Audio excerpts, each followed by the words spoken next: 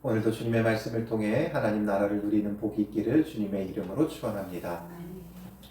예수님께서 행하시는 모든 일들이 마태복음을 통해 많이 기록되고 있는데, 이 마태는 예수님의 그 행적을 기록함에 있어서 어디에 초점을 맞췄다 그랬어요?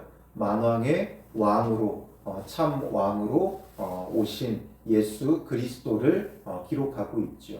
그래서 마태는 유대인들을 대상으로 이 마태복음을 쓰면서 예수님이 왜 그들이 그토록 기다렸던 메시아 왕이신 그리스도이신가, 이것을 증명해 보여주고 있어요. 오늘 본문에도 두 가지의 사건이 일어나고 있는데, 시간 순서상 하나의 이야기가 또 하나의 이야기 사이에 끼어 들어가고 있죠. 근데 우리가 잘 알던 내용과 조금 달라요. 그러니까 말씀을 구체적으로 우리가 이렇게 하나하나 뜯어보면 우리가 평소에 알던 것과 조금 다른데 하는 부분들이 나와요. 그래서 이런 것들이 발견되어져야 하죠. 그래서 오늘 본문을 보면 뭔가 우리가 알던 것과 조금 다른 게 뭐예요? 오늘 본문에 보면 18절에 예수께서 이 말씀을 하실 때 한 관리가 와서 절하며 이르되 내 딸이 방금 죽었사오나 오셔서 그 몸에 손을 얹어 주소서. 그러면 살겠나이다 하니, 내 딸이 죽었다고 예수님께 찾아오죠. 근데 우리가 그동안 알던 내용은 뭐가 달라요? 딸이 죽기 전에 왔어요. 그런데 여기서는 죽은 다음에 온 것으로 기록되어져 있어요. 이 관리가 누구예요? 우리가 잘 아는 회당장 야이로죠. 마가복음 5장과 누가복음 8장도 이 동일한 이야기를 기록하고 있는데, 거기에 보면 마가복음 5장 22절에 회당장 중에 하나인 야이로라 하는 이가 와서 예수를 보고 발 아래 엎드리어. 회당장 야이로예요. 이 관리는 회당장 야이로예요. 그리고 이어서 마가복음 5장 23절에 뭐라고 기록해요? 간곡히 구하여 이르되 내 어린 딸이 죽게 되었사오니 오셔서 그 위에 손을 얹으사 그로 구원을 받아 살게 하소서 하거늘 말하죠. 여기서는 딸이 죽게 되었다. 아직 죽은 건 아니에요. 그러니까 마가복음과 누가복음을 보면 바로 이 12의 혈루증으로 앓는 여인을 고친 다음에 이 야이로의 집에 있는 사람들이 와서 딸이 죽었다는 걸 알리게 되죠. 그럼 이 사건과 지금 오늘 마태복음의 사건이 다른 이야기를 기록한다라고도 볼 수 있겠죠. 그러나 다르지 않은 것은 바로 이 사건 중간에 혈루증 앓는 여인을 예수님께서 고치시는 사건이 마가복음 5장에도 누가복음 8장에도 기록되어져 있어요. 그러니까 같은 사건이죠. 그런데 왜 마태는 죽었다고 기록하고 있고 마가나 누가는 어린 딸이 죽게 되었다, 아직 죽기 전임을 기록하고 있죠. 이런 차이들이 있죠. 이런 것들이 이제 말씀을 묵상하다 보면 보이는 거예요. 우리가 그냥 알던 지식으로만 그냥 성경을 쭉 읽다 보면 이런 것들이 눈에 잘 안 띄어요. 그냥 해당장 야이로 이야기구나 이러면서 넘어갔죠. 그럼 여기서 왜 마태는 죽었다고 기록을 하고 있습니까? 왜냐하면 지금 마태는 이런 내용에 어떤 상세한 것을 기록하기보다 예수에게 어떤 능력과 권능이 있는가를 보여주는 거죠. 만왕의 왕으로서의 권능이 있다라는 것을 지금 기록하기 위해 내용을 압축해서 기록하고 있는 거예요. 그래서 만왕의 왕을 보여주는 데 있어서 예수님의 그 공생의 기간 동안 예수님이 행하신 모든 것들이 만왕의 왕으로서의 권능이 있고 그 예수 그리스도를 통해 참된 하나님 나라를 누리게 된다라는 것, 예수 그리스도를 통해 이루어져가는 하나님 나라를 마태는 지금 보여주고 있는 거예요. 그렇기 때문에 지금 죽은 자를 살리시는, 죽음도 사망 권세를 이기시는 승리의 왕으로 예수 그리스도를 전하기 위한 것이죠. 그래서 이 내용을 그냥 간략하게 죽은 아이를 살리신 사건을 통해 그 죽음을 이기시는 예수 그리스도를 보여주는 거예요. 그래서 이제 예수님께서 일어나 따라가시죠. 그 가운데 이제 12해 동안이나 혈루증으로 앓는 여자를 만나게 되는 것을 기록해요. 여기서 그냥 12해 동안이나 혈루증으로 앓는 여자 이렇게만 기록했지만 마가는 오히려 더 상세하게 기록해요. 그래서 마가복음 5장 25절에 12해를 혈루증으로 앓아온 한 여자가 있어. 여기서 끝나지 않고 마가복음 5장 26절에 많은 의사에게 많은 괴로움을 받았고 가진 것도 다 허비하였으되 아무 효험이 없고 도리어 더 중하였던 차에, 그러니까 12해 동안 얼마나 많은 고통을 받았는지를 기록하고 있는 거예요.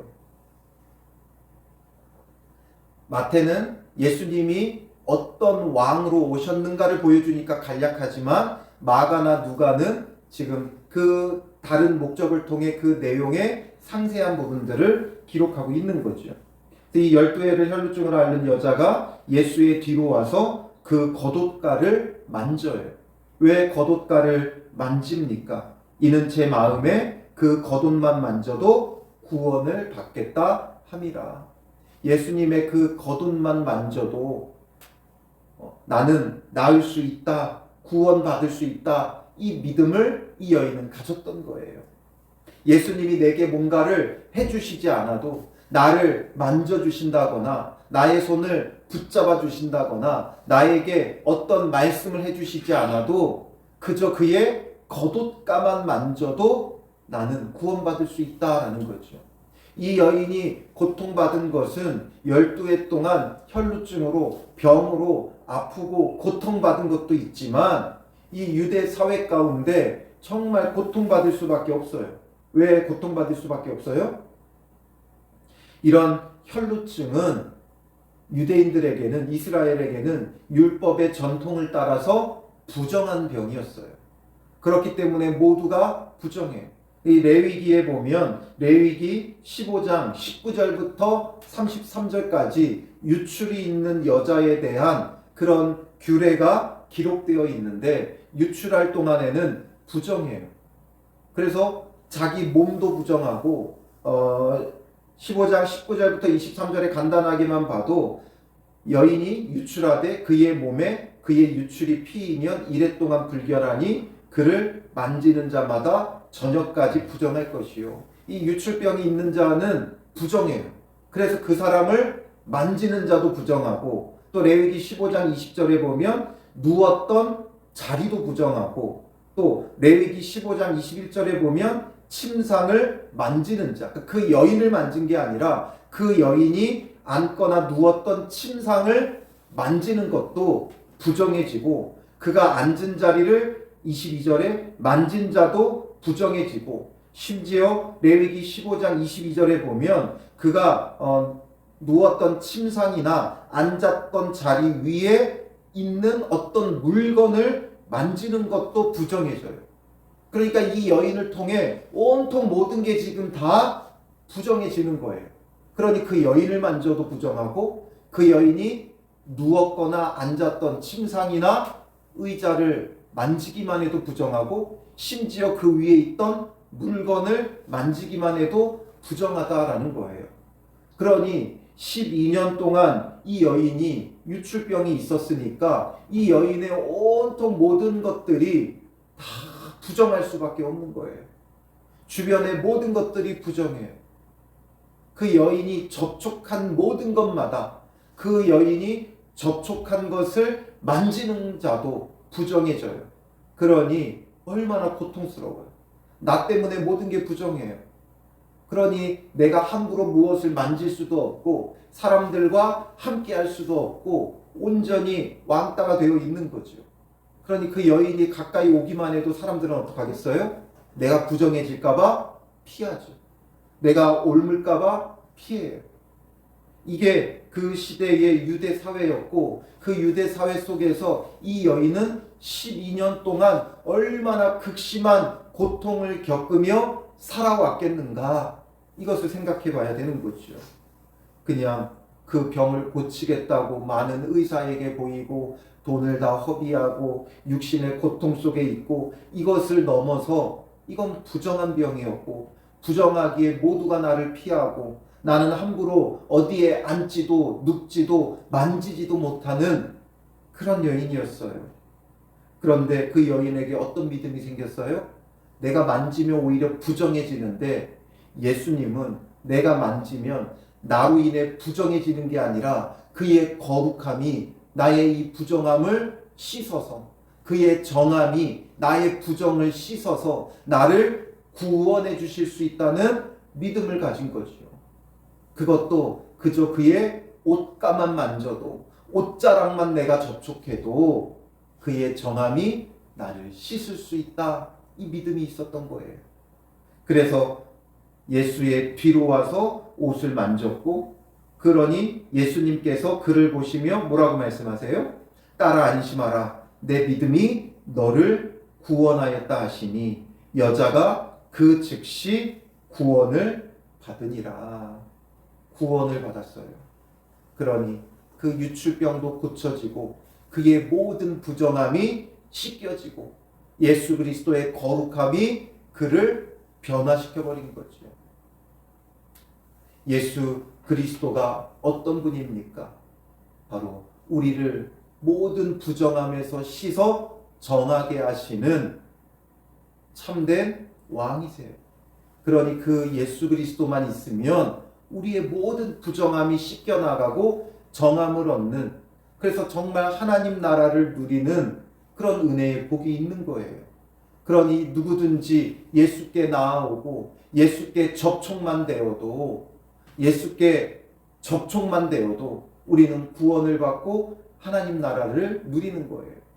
이렇게 부정한 자도 정함을 받는 하나님 나라의 참된 왕이신 예수님을 보여주는 거죠.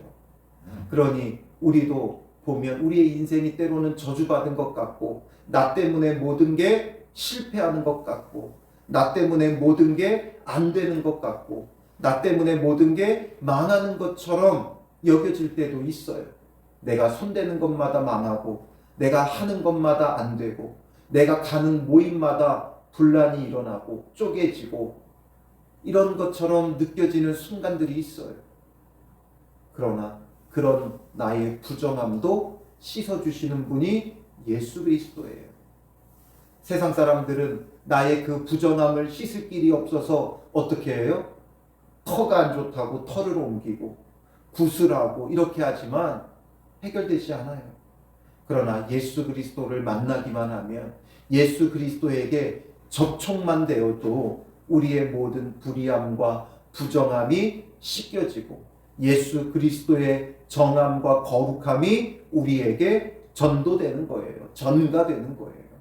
그래서 그 예수 그리스도의 정함으로 우리는 하나님 나라를 누릴 수 있는 거죠. 그래서 이제 예수께서 그 관리의 집 야이로의 집에 갔더니 피리 부는 자들과 떠드는 무리들이 있어요. 이들을 보셨어요. 지금 피리를 불고 떠드는 무리는 지금 이 아이가, 소녀가 죽었기 때문에 장례를 지내는 사람들이죠. 그런데 그걸 보시고 예수님이 뭐라고 말씀하세요? 이 사람들은 지금 그 소녀가 죽은 것을 보고 장례를 치르고 있는데, 물러가라, 이 소녀가 죽은 것이 아니라 잔다 말씀하시죠. 분명 죽었어요. 그런데 예수님은 이것을 잔다라고 표현해요. 왜냐하면 예수님은 이 죽음을 이기고 이 자는 자들을, 죽은 자들을 살리실 수 있기 때문에, 마치 자는 어린 자녀를 부모가 깨워 일으키듯이 우리를 죽음에서 살릴 수 있는 분이 예수님이기 때문에 그렇죠. 그러니 예수님에게는 죽음은 마치 자는 것과 같아요. 우리에게 있어서 죽음은 끝이죠. 멸망이에요. 그런데 예수님에게 있어서 죽음이라는 것은 바로 자는 것과 같아요. 우리에게 죽음은 이제 모든 것이 다 끝난 거예요. 더 이상 뭘 아무것도 할 수 없어요. 그러나 예수님에게 죽음은 자는 것과 같아요. 깨우면 돼요. 예수님이 가서 얘야 일어나라 깨우면 죽은 자도 일어나는 거예요. 그러니 마지막 때에 예수 그리스도의 재림 때에는 죽었던 모든 자들을 예수님께서 깨우시죠. 예수를 믿든 안 믿든 다 깨워요. 죽은 자들을 깨워서 예수 그리스도를 믿지 않는 자들은 멸망의 부활을 얻는 거죠. 영원 형벌의 부활을 얻는 거예요. 그러나 예수 그리스도를 믿는 자는 영원한 하나님 나라의 영생의 부활을 얻게 되어지는 거예요. 그런 분이다라는 것을 말로만 전하는 게 아니라 예수님은 이 땅에 오셔서 실제로 보여주신 거예요. 죽은 자를 깨워 일으키는 예수님이라는 걸 보여주는 거죠. 그래서 그들이 비웃어요. 분명히 자기들이 죽은 것을 확인했거든요. 그런데 예수님은 무리를 보내고 들어가셔서 소녀의 손을 잡으심에 일어나는지라. 이 소녀의 손을 잡으니까 일어나요. 마가복음과 누가복음에서는 어떻게 기록해요? 소녀여 일어나라. 손을 잡아 일으키시죠. 달리다굼 일으키셔요. 그랬더니 일어나는 거죠. 이런 것들을 상세히 기록하진 않아요. 마태는. 왜? 바로 죽은 자를 깨우시는 예수님이신 것을 통해 정말 참된 생명의 왕이 여기 계시다라는 거예요. 그가 우리의 왕이심을 받아들이고 그의 다스림과 통치 가운데 있으면 우리는 죽음도 이기며 하나님 나라를 얻게 된다. 이것을 지금 마태가 전하고 있는 거죠. 그러니 예수님은 어떤 분이세요? 예수님은 모든 불의함과 부정함을 정하게 하셔서 하나님 나라를 얻게 하시고 죽은 자도 일으켜 죽음을 이기고 부활 영광, 영생을 누리게 하시는 참된 왕이시다라는 거죠. 그러니 그 예수를 믿으면 하나님 나라가 내게 오는 거예요. 천국이 가까이 왔느니라. 이제 그 천국은 누가 누려요? 천국을 가지고 오신 예수님을 믿는 자, 만나는 자, 그와 접촉하는 자, 그의 손을 붙잡는 자, 어떻게든 그 예수 그리스도에게 연결만 되면 왕이신 예수 그리스도를 통해 우리는 하나님 나라를 누리는 거죠. 그러니 우리가 이 말씀을 통해 참된 예수 그리스도를 알고 참된 예수 그리스도를 만나고 참된 예수 그리스도에게 접촉이 되어 믿게 되어지면 바로 하나님 나라가 내 삶에 들어와 버리는 거예요. 내 삶에 하나님 나라가 이루어지는 거예요. 천국이 가까이 왔고 이 예수 그리스도를 믿는 자, 예수 그리스도에게 접촉된 자가 그 하나님 나라를 누리는 거죠. 그러니 오늘도 우리가 생명의 주인이시고 우리를 정하게 하시는 예수 그리스도를 통해 참된 하나님 나라가 저와 여러분들의 삶에 이루어져 가기를 주님의 이름으로 축원합니다. 기도하겠습니다. 살아계신 아버지 하나님, 우리가 너무나 어리석고 연약하여 부정적인 생각과 부정적인 모습에 사로잡혀서 낙심할 때도 있고 죽음의 두려움과 염려 속에 근심하고 걱정하고 사망의 그늘에 앉아 있는 우리의 모습도 발견하게 됩니다. 그런 우리를 정하게 하시고 또 죽음에서 생명으로 인도하시는 예수 그리스도를 오늘 말씀을 통해 만나오니 그 예수 그리스도를 믿는 우리가 예수 그리스도에게 분명히 접촉되어지고 예수 그리스도의 손을 붙잡는 자가 되어 정함을 얻고 영생을 얻는 자들, 참 하나님 나라를 예수 그리스도를 통해 누리는 믿음의 사람들 되게 하여 주시옵소서. 가까이 온 천국을 오늘 예수 그리스도를 통해 우리의 삶에 누리는 믿음의 사람들이 되게 하여 주실 줄 믿사오며 예수님의 이름으로 기도합니다. 아멘.